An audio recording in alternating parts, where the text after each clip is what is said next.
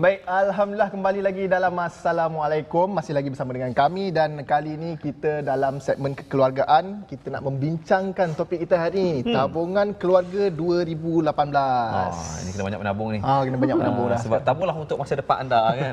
Tapi bila bercakap tentang tabungan keluarga ni, kita nak bincang dari sudut tabungan, sebab biasa kita bincang tentang tabungan individu. Keluarga ni sebenarnya apa sudut-sudut pandang yang sebenarnya kita nak tengok, takut ada benda kita lepas pandang. Apa contribution kita kan. Jadi kita akan bersama dengan dua orang hebat sebenarnya. Kenalan saya juga, Sifu saya juga Sifu sebenarnya. juga. Okay. Di sebelah kanan saya adalah Encik Ahmad Firdaus Mahmud, merupakan pengasas saudagarhartanah.com. Memang kena sebut hartanah, orang kaya lah. Assalamualaikum. Alhamdulillah. Alhamdulillah. Dan juga isterinya iaitu Puan Azura Hanif Hashim yang merupakan pengasas Handwriting Analysis Academy. Assalamualaikum. Assalamualaikum, sihat Alhamdulillah sihat. Sebab biasa kalau saya tengok Puan, kalau tanya soalan pasal tulisan tangan. Tengok tulisan, ini malas pun orang ni. Karakter dia. Karakter. So hari ini bincang pasal tabung ini. Okey, tapi hari ini kita nak bincangkan tentang tabungan keluarga pula. Biasalah orang kata kan dah tahun baru. Orang tu nak berazam, ada yang berazam bagai-bagai, kita tahu kan macam-macam azam kan orang cakap kan, tapi yang ni kita nak fokuskan kepada tabungan keluarga kita. Azam tahun baru, matlamat dia di hujung tahun nanti bagaimana. Tanpa buang masa lah, kita nak tanya teruslah kepada Tuan Firdaus dulu lah. Macam mana sebenarnya yang kita katakan tabungan keluarga 2018 ni, apa penting tak? Apa yang penting? Mesti ada tak dalam azam kita ni sebenarnya? Okey, bismillahirrahmanirrahim. Assalamualaikum warahmatullahi wabarakatuh. Terima kasih kepada Tuan Ola dan Tuan Fazli. Bila masuk tahun baru ni, biasanya ada dua azam. Mesti orang memang standard dua azam. Pertama azam je nak kurus. Itu memang biasa. Kena lagi hari ni, ya Allah. Azam dia kata je nak kurus kan. Tapi kita nak bincang azam nombor dua lah. Nombor dua orang selalu cakap mengenai kewangan. Ini benda yang sangat penting dalam individu, dalam kekeluargaan. So saya baca satu artikel, dia kata 76% rakyat Malaysia ni dia tak ada simpanan untuk kecemasan, tak ada. 8% ada untuk simpanan dalam tempoh 6 bulan. Dan 16% ada simpanan untuk tempoh 3 bulan. Jadi maksud simpanan ni dia berbalik kepada perbelanjaan. Maksudnya lebihan perbelanjaan daripada pendapatan yang kita dapat lah. Jadi kalau tanya sudut penting tak penting, memang penting. Kenapa simpanan ni kita bukan hanya perlukan untuk perbelanjaan, kita ada dua. Satu, kita gunakan untuk keperluan. Keperluan adalah keperluan kita perlu gunakan lah. Keperluan untuk anak-anak sekolah. Dan memang keperluan kena ada. Keperluan untuk makan. Yang kedua, kita ada kehendak yang melengkapi kepada keperluan kita. Jadi ini yang kita kena membezakan. Kebanyakan keluarga ataupun kita sendiri sebenarnya, kita tahu tu keperluan, tapi kita upgrade kepada kehendak. Contohnya, kita perlukan handphone, satu keperluan. Tapi kita kata kita nak handphone yang lebih canggih dan mahal. Itu dah kehendak kita dan kita terpaksa spend lebih banyak duit. Kenapa kita perlukan kewangan? Kewangan kita melibatkan keluarga. Keluarga ni kita melibatkan belanjaan anak, perbelanjaan untuk apa? Untuk isteri kita berbelanja makan minum anak-anak. Tanpa perbelanjaan yang cukup. Bila masuk 2018, pertama sekali orang akan gunakan untuk apa? Persekolahan anak-anak. Sekolah anak-anak. Dan simpanan juga kadang-kadang kita gunakan simpanan kecemasan. Kecemasan ni contoh kita rosak. Yang kita tak rancang pun. Tapi kalau kita tak ada simpanan yang cukup, ada pakai kredit kad lah. Jadi itu bukan simpanan. Maksudnya kita berbelanja lebih daripada simpanan yang kita ada. Jadi lama-lama bila kita gunakan konsep yang sama, makin lama makin setiap tahun kita punya hutang makin bertambah. Dan kita cuba tutup bila ada lebihan. Dapat bonus kita cuba tutup. Dan setiap tahun kita ada lagi hutang yang bertambah. Cuba tutup. Sudahnya kita korek lubang dan kita tutup sampai sudah tak boleh tutup. Jadi itu lubang terlalu dalam kan ni. Betul. Itu bila kita balik kepada simpanan, sebenarnya banyak orang dia tak tahu macam mana dia nak mula simpanan. Macam mana dia nak mula. Ada orang cakap kat mana je nak menyimpan. Ada orang cakap dia tak berjaya pun nak menyimpan. Maksudnya ada orang tak display nak menyimpan. Dia menyimpan. Dia kata dapat 10%. Dapat awal bulan dia simpan 200. Sebelum 3 bulan dia pakai balik 200 je.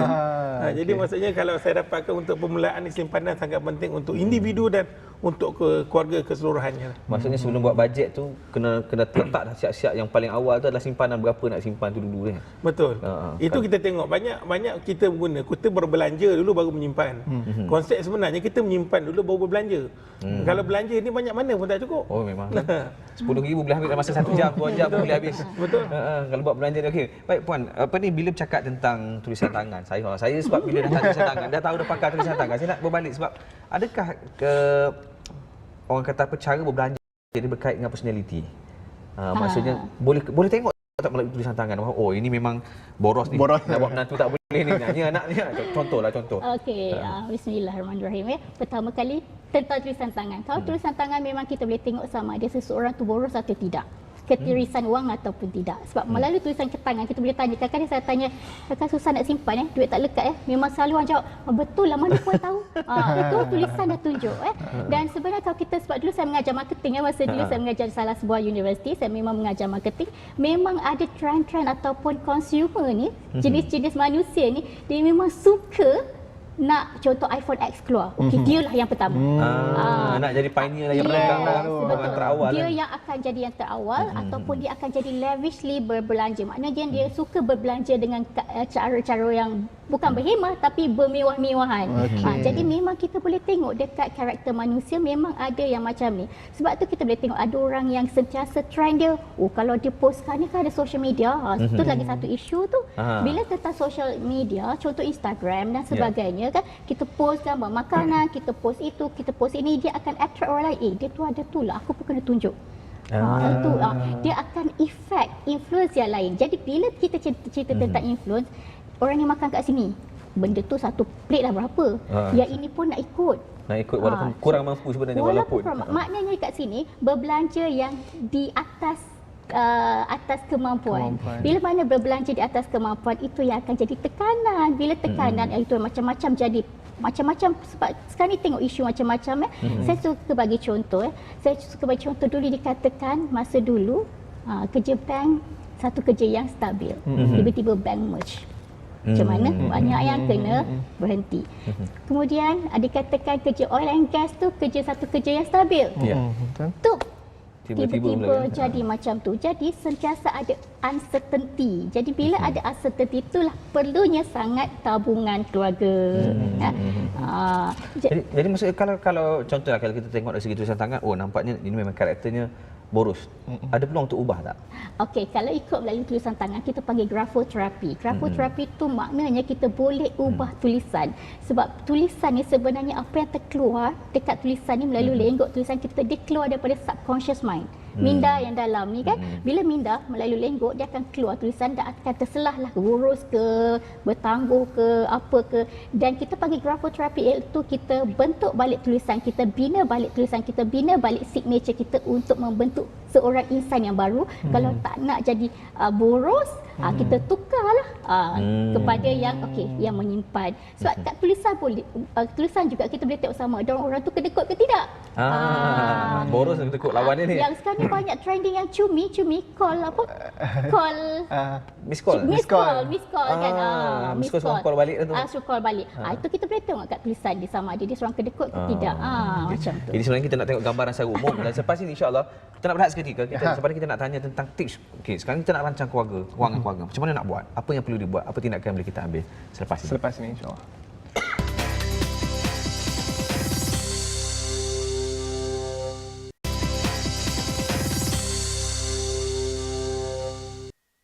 Baik, alhamdulillah kembali lagi dalam segmen kewangan. Kita masih lagi membincangkan topik menabung tabungan keluarga 2018.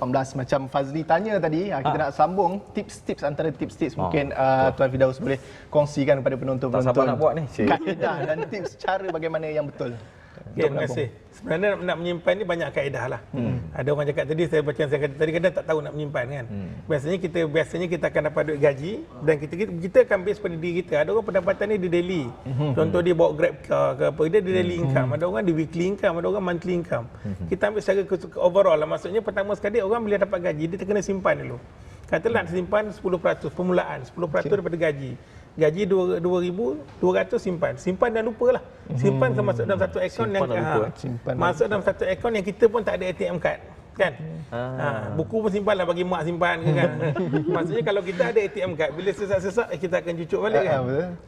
Kedua kita boleh menyimpan melalui berhutang tapi menyimpan. Dia boleh konsep macam ASB kan. Buat punya ASB contohnya bernampak macam kita berhutang tapi kita bayar komitmen setiap bulanan. Itu satu konsep simpanan juga. Ada juga dalam industri hartanah juga ada orang menyimpan konsep untuk dia beli hartanah. Contoh dia beli hartanah bernilai 200,000 contohnya. Bulan-bulan bayar RM1,000. Sewa mungkin 1,200. Jadi komitmen 1,200 dia kena 1,000 dia bayar pada bank. Tapi penyewa bayar dia 1,200. Jadi 1,000 tu dia bayar balik pada rumah. Bayar. Dalam konsep simpanan, dalam konsep buku bank tak nampak kita ada duit. Tapi selepas 10 tahun mungkin jangkaan jangka panjang, mungkin anak je nak masuk universiti balik. Lepas 10 tahun masa beli 200,000 mungkin rumah dah harga 400,000. Lepas 10 tahun jadi bila dia liquid dia cairkan properti tu, jadi duit tersebut boleh digunakan untuk pembelanjaan anak-anak untuk jangka panjang. Ada ataupun senang kita kata konsep dulu lah mak kita main kutu kan. Cik adik-beradik main kutu kan. Seorang 100, so 10 orang dia ada 1,000 kan. Jadi kutu ni pun salah konsep, salah satu kaedah yang menyimpan yang terbaik. Dan nombor 4, kita boleh menyimpan melalui orang yang kita percayalah. Contohnya mak kita. Macam saya dulu masa bujang-bujang dulu, tiap bulan bagi mak 200, lupa ni bagi. Kita mak 200. Kita bagi macam nak bagi mak, rupa mak anggap yang kita bagi tu simpanan, simpan kan. Bila nak kahwin dia kata kan duit tak cukup mak 2,000. Dia kata dulu hang bagi duit tu ada, dia kata kan. Jadi mak kita ni boleh jadikan kita salah satu kita punya channel untuk menyimpan. Jadi ini banyak antara kaedah yang boleh digunakan pakai. Ada juga orang kata kaedah, dia kata duit merah dengan duit hijau, dia kata kan. Bila masuk rumah ada tabung, satu duit hijau dia masuk dalam tabung hijau, ni tabung merah. Tabung tu kena kunci kuat-kuat lah. Kata kalau tak kunci pun nanti dia boleh buka balik lagi bagus pakai besi lah. Besi betul. Macam kat surau-surau langsung tak nampak. Itulah. Maksudnya sekarang ni jelah, maksudnya kita kena orang kata apa, kaedah tu ada pelbagai lah, cuma dengan kehendak lah kan. Tapi saya tertarik dengan kaedah simpan dengan mak tu. Sebab saya pernah buat dulu, memang saya dapat kahwin pun sebenarnya salah satu macam itulah. Main kutu mak pegang, mak pegang. Okey, bila bercakap tentang menabung, tabungan kewangan, saya rasa benda ni bercakap tentang tabungan keluarga ni, satu kita nak menabung. Yang kedua kita nak mendidik ahli keluarga ni untuk menabung kan. Especially anak-anak. Jadi mungkin dari sudut pendidikan untuk anak-anak ni. Okey. Saya suka cerita tentang anak-anak bila mana anak-anak ni kecil-kecil kan, bila anak kecil-kecil ni mudah nak dibentuk. Kenapa mudah nak dibentuk? Sebab kita kata 0 ke 7 tahun ni dia akan jadikan ibu bapa tu sebagai role model. Mak kat sini saya ada 3 tips ya. Role model ni sebagai ibu bapa lah. Satu, ibu bapa kalau kata nak menabung, dia lah kena ada tabung dulu. Macam tadi Cik Ahmad cerita kan. Kena ada tabung dulu. Maknanya kita. Tapi satu lagi, kalau kita nak save duit sebab kita nak jimat kan, kita janganlah beli tabung mahal. Kita ambil je balang-balang kuih tu yang transparent tu pun dah cukup. Kita letak nama. Okey, ni nama ibu, ni nama ayah, ni nama anak, satu-satu. Kalau ada 4 lah kan. Jadi letak kat bilik dia. Bila transparent ni menarik tau, sebab kita letak nampak duit. Mula-mula memang tak banyak, tapi bila lama-lama tu shilling naik. Wow, happy kan bila anak tu pegang seronok kan. Jadi mulakan dengan ibu bapa dulu. Role model sebab bila kita menabung, dia pun akan ikut. Dia akan lama-lama dia membesar, dia pun suka menabung dan menyimpan. Maknanya bila kecil dia mula menabung, dah besar dia pandai menyimpan. Dan bila kata orang sebut tak ada duit, tapi dia ada duit sebab dia pandai menyimpan kan. Orang lain tak pandai menyimpan. Yang kedua adalah kita selalu ibu bapa kita buat wish list. Kan, kita buat vision board. Kita includekanlah juga anak kita buat wish list, vision board. Tanya dia, abang Long nak apa? Tahun ni abang Long rasa nak apa? Rasa nak gimana? Contoh dia nak pergi Jepun. Okey, letaklah. Okey, tulis wish list. Sebab apa ya? Memang kalau kita tulis wish list, dia kan dia masuk dalam subconscious mind. Dia ada ikut 4 V, visual, nampak tulisan tu.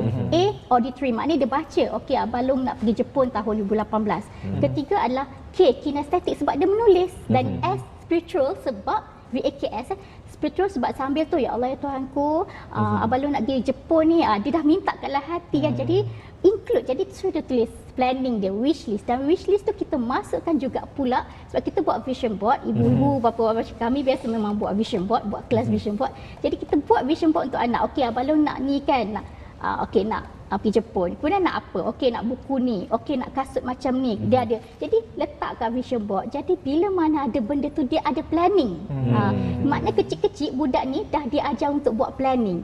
Bila dia plan, dia tahu dia nak tu, dia akan mula aim, set the goal. Bila set the goal, dia akan tahu okey, abang Long kan ada banyak ni untuk dapatkan ni. Itu yang kedua, buat wish list. Yang ketiga pula, dia dah tahu nak buat tu, mana dapat duit? Cara dapat duit adalah bila anak-anak ni satu, kalau kita tolong kat rumah, dia memang kena tolong. Jadi kita tak boleh nak bagi duit sebab abang Long pergi basuh pinggan, itu dah memang kerja dia. Yang contoh kan. Atau yang kecil-kecil ni, yang best ni kita cakap okey, abang Long tolong picit nenek. Nanti ibu bagi banyak ni. Kita gunakan untuk orang lain. Konsep servis dan bisnes lah maksudnya. Servis kan ada 2 servis dan juga servis dan juga jual barang fizikal kan. Jadi kita tunjuk, kita ajar anak kita untuk dapat duit kena buat servis contoh. Dan mula-mula memang nampak tak ikhlas sebab dia nak memicik contoh nak urut ke apa servis ni dengan kita bagi duit. Tapi lama kelamaan mula-mula tak ikhlas tapi lama-lama dia membesar dengan dia dah biasa benda tu datang ikhlas dalam hati. Mak dalam satu dalam segi planning dia simpan dan satu lagi dia pandai nak buat kerja, pandai nak bagi servis kepada orang lain. Ataupun Survival skill yang kita katakan. Survival skill dan juga macam mana anak ni kita macam ibu bapa biasa macam kami memang berniaga berbisnes jadi kita bagi dia produk contoh bila hari kantin ke apa okey abang long jual ataupun siapa-siapalah anak 4 orang sebutlah satu-satu jual coklat jual ni kat sekolah duit ambil lah maknanya kita ajar dia untuk berniaga. Maknanya sekarang ni satu kita masukkan dia untuk dia set the role. Kita set kita punya role untuk kita tunjuk. Kedua adalah untuk dia buat wish list, plan dan ketiga adalah untuk survival skill tadi untuk dia dapat duit sendiri. Dia 2 dalam 1 lah dalam segi nak dapat duit dan at the same time dia boleh nak survive bila masa besar nanti insya-Allah. Daripada kecil lagi kita dah ajar kan supaya terbiasa cari peluang, cari orang kata apa usaha sendirilah. Dan sentiasa melihat opportunity. Jangan melihat dia kena proaktif, jangan reaktif. Gitu. Ini kalau nak cerita pasal ni panjang lebar lagi ni memang tak cukup kita pasal ini. Apapun mungkin sebagai yang terakhir lah mungkin kesimpulan daripada Tuan Firdaus sikit dan mungkin daripada poin sini. Okey, kesimpulan saya dapat katakan bahawa untuk menyimpan dia perlukan satu disiplin yang komitmen yang sangat tinggi sebenarnya. Walaupun dia nampak mudah tapi sebenarnya komitmen sangat-sangat diperlukan untuk menyimpan. Self-disiplin. Betul, self-disiplin. Kita menyimpan ni maksudnya kita tahu bahawa menyimpan ni satu keperluan untuk kita dan kita tahu ini akan diguna pakai untuk next. Macam saya selalu katakan 2018 apa keperluan yang kita nak. Contohnya kita nak melancong. Kita kata ada mungkin kita buat kecemasan untuk kereta kalau rosak, untuk orang tak insurans kita ada bajet. Tahun tu kita perlukan RM3,000 contohnya 2018 additional. Jadi daripada RM3,000 tu kita pecahkan. Setiap bulan kita perlu menyimpan berapa. Jadi kita akan capai matlamat yang kita nak daripada target yang kita ada. Menyimpan ni perlu ada matlamat. Dia tak boleh menyimpan sekadar nak menyimpan. Bila tak ada matlamat kata pakai dulu lah esok tak ada benda pun nak buat ni kan. Esok ganti balik kan. Jadi kalau dia ada matlamat dan menyimpan untuk kewangan dia kecemasan untuk keluarga, untuk nak kahwin, untuk apa saja keperluan maksudnya insya-Allah mereka boleh lakukan dengan yang terbaik insya-Allah. Insya-Allah. Okey puan. Baik sedikit. Okey, saya suka kalau menyimpan juga tapi ada 3 aspek yang kita tak boleh nak kedekut iaitu satu adalah dalam keagamaan sedekah zakat tu kena tetap kita tak boleh nak tak lari sebab bila kita sedekah zakat lagi berkat dan halal barulah rezeki akan masuk lagi melimpah ruah insya-Allah wallahu alam. Yang kedua adalah dari segi kesihatan. Kita kena ada perlindungan juga. Jadi kesihatan kena fikir. Jangan terlalu sibuk menyimpan sampai lupa tentang perlindungan kita. Kesihatan anak-anak, ibu bapa dan sebagainya. Dan ketiga adalah daripada konsep kekeluargaan. Jadi macam contoh suami, dia sebabkan nak menyimpan, dia tak nak bagi nafkah kat isteri, tak nak bagi ke anak-anak. Tak boleh Abang Long, tak boleh simpan duit belanja bulan ni tak ada. Tak boleh. Jadi 3, walaupun dalam memang menyimpan tu sangat penting, tapi 3 aspek ni kita kena ingat supaya jangan terlalu kedekut. InsyaAllah. Menyimpan tapi jangan kedekut. Ini key point dia sebenarnya, menyimpan jangan kedekut. Jangan jadi, orang kata apa, bila dalam menyimpan, kita nak raih berkat dari Allah juga. Yang kedua adalah kita nak, orang kata apa, nak menambah pendapatan dengan asbab-asbab orang kata apa bersedekah, berzakat dan sebagainya. Insya-Allah dia apa yang kita laksanakan tu semoga perancangan kita berjalan lancar tahun 2018. Self disiplin. Terima kasih Tuan Firdaus, terima kasih Puan Azura atas perkongsian ini insya-Allah. Terus bersemangat pula. Dan mungkin salah satu cara nak bagi anak-anak kita lebih tertarik untuk menabung atau menyimpan ni kita mungkin pelbagaikan tabung dia, bentuk ke ayam kan contoh kan. Kucing letak. Kucing kan. Kucing bergerak-gerak tu kan. Mungkin insya-Allah manalah kita tahu kan. Baik, Fazli kita nak berhenti berehat lagi seketika dan selepas ni kita ada segmen DIY bersama dengan Fazli nak buat apa? Tangan-tangan jari jemari kita bermain-main